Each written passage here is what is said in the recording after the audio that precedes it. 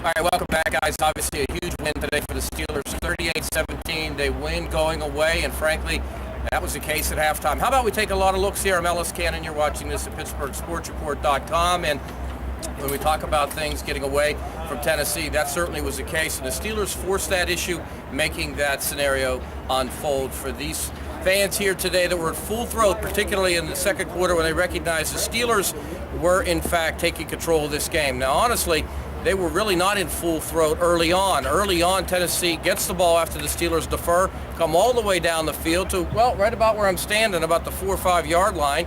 And at that point, with the first and goal, things fell apart for Tennessee. They went backwards the entire time, penalties, and, well, for that matter, questionable play calling. They had run the ball successfully, but they got inside the money zone and decided it was a good idea to start throwing the ball around. Didn't work out. The Steelers forced a field goal, which was a win for them. Having talked to a lot of the players in the locker room, I think that's pretty well universally accepted, particularly considering the success that Tennessee had moving the ball down the field. But from that point forward, the Steelers totally in control en route to their 21-point win. Let's take a look at some numbers, stats, and more. Reminding you, you want to check not only what we're doing here out, but of course get back to all the audio interviews we have, a ton of them, and some reports from Dan and also Ken here at PSR. Now, a couple of things. Ben starts out, he has 5 touchdown passes by the time the day was done. Only the second time he's done that in his career. Throws 24-34 with a rating of 116.2. I'm going to get back a little bit later to just how successful he is against Tennessee in his career and why today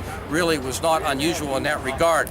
Hits 11 different receivers, the Steelers offense does, so clearly they have to feel good about that. Defensively, the Steelers came in allowing 119 yards a game on the floor rushing. As a matter of fact, with an average of 4.8 per tote. Wasn't like that today. As a matter of fact, that was slimmed to 3.7. And CJ, as in Chris Johnson, everyone's attention grabber when you come into a game like that, despite averaging only about 51 yards a game coming in. And guess what? That was the magic number today, as Tennessee, CJ was held to only 51 yards by this Steelers defense that was clearly stout against the run. The players in the locker room all talking about the value of stopping the run early, something we know the Steelers love to do, and they were able to do that today in a big-time way, forcing Tennessee to be one-dimensional. And that one dimension obviously turned into the favor of the Steelers. How about special teams?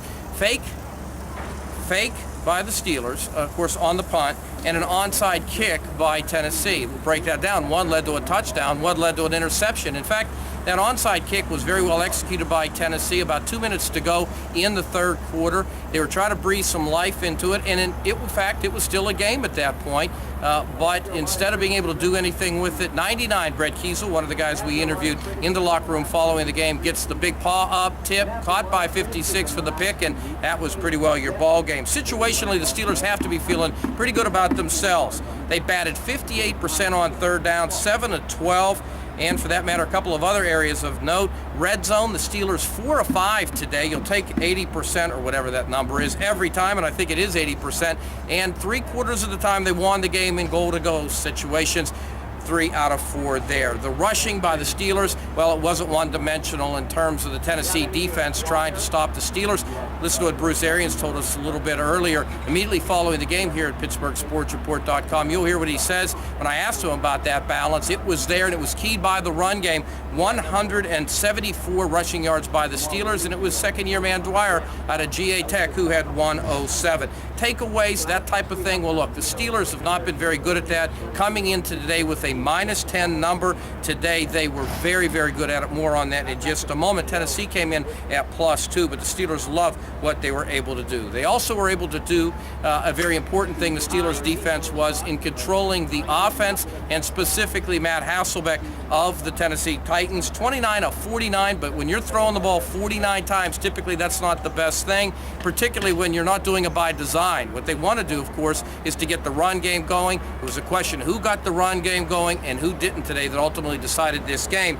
But with a passer rating of 72, not very good. But I have to tell you, Matt Hasselbeck is just as bad against the Steelers as Ben Roethlisberger is good against Tennessee. Penalties, it'll kill you every time. It hurt Tennessee early on that first drive. It hurt them throughout the game. 9 flags for 70 yards. Now, we mentioned about settling for 3. Talking to a lot of the players in the room afterwards, they obviously mentioned that as being one of the keys. I'm not going to lie to you. That big board behind me yelled noise at some point during the course of this first drive. There was no noise. That's what I meant by the crowd not being into it early on. They were stunned as Tennessee made the way down the field. It looked like Houston all over again, but this time it didn't end in pay dirt. The Steelers offense came in 21st in rushing. Obviously a lot better today, 94 as opposed to the 174 they put on the board today. 27th in scoring at 16 points. Well, they were well past that in the first half. Only 1 sack today of Ben Roethlisberger, critical considering that being an issue up front. And the Steelers today came in allowing 14 for the season. We'll get to the off the field issue regarding those injuries now. It played out to the Steelers' benefit today, but the Tennessee defense, well, looked clueless at times. There were literally times during the course of this game in the second and third quarter where Tennessee looked like they literally did not know what to do. They weren't off balance. They looked clueless. And other times it looked like they were, well, borderline disinterested. But the fact is, for the most part, they looked like they just didn't know what they wanted to do. They were watching a lot rather than playing today. They came with the number 1 scoring defense at 14 points a game, not having allowed more than 16 through the 2011 season. That got blown up, as I mentioned, allowing only 88 yards per game rushing. The Steelers blowing that up by 2 plus today. Steelers defense, I mentioned what they were able to do statistically. Blaine Bishop told me this week at PittsburghSportsReport.com, the former Titan Pro Bowler, that the Titans have always had trouble running the ball against 3-4 defenses. Thank you, Blaine. Another reason you need to check out the Ellis Cannon interview, because he was absolutely right on that. They couldn't run the ball against him today. Heath Miller of note, we should point out, he had a big day. Great seeing him not only in there to block, but to be able to get into the pass game. And today he became the first Steelers tight end with 300 receptions in his career. Finally, Ben, I mentioned he loved Tennessee. Let me put that into perspective. He came in averaging big-time numbers, a passer rating of 103. He was north of that today. 73% completion percentage, about that. 2 wins, 1 loss, and 910 yards. So again, every bit as Hasselbeck is rotten against the Steelers, we know that Ben loves it against this team.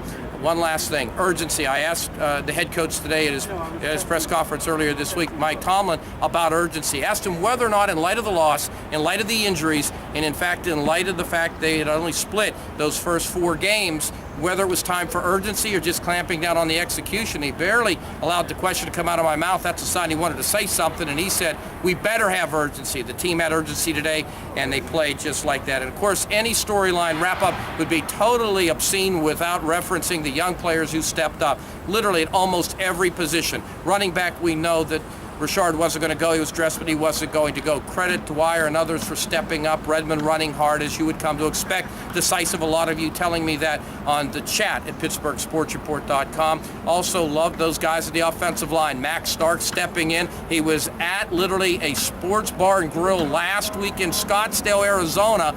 You'll hear what he has to say when you go to his interview. That's where he was a week ago. Today, he played a wonderful game for the Steelers. We'll see how he grades out, but clearly the team had to be satisfied with that. He was not alone. There were other players had a mix and match on the O-line, at the linebacker spot, and certainly at the defensive line position as well. So they really had to step up. They did today.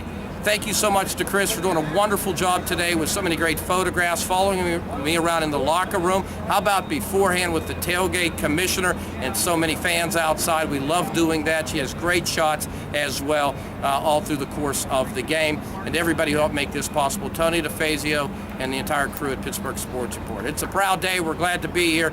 God bless. We'll see you soon. Come on back each and every day for continuing coverage of the Pittsburgh Steelers at PittsburghSportsReport.com and EllisCannon.com.